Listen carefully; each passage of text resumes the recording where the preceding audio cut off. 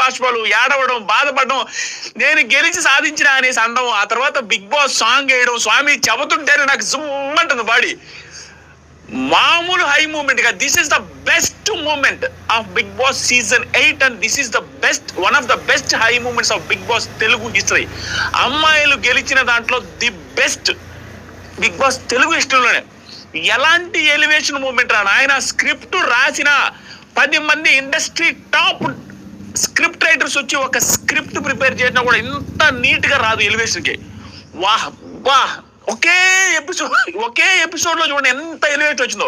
దాదాపుగా ఈ సీజన్ మొత్తం చూసుకుంటే రోహిణి క్రియేట్ చేయని రికార్డులు కాదు స్వామి. అరాచకం. నాకు భయంకరం ఎమోషనల్ అనిపించింది.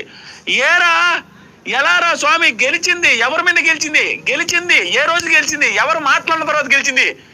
ఎవరు మళ్ళీ పొగిడారు? ఎవరి నోట్లో నుంచి హీరో అనిపించుకున్నది?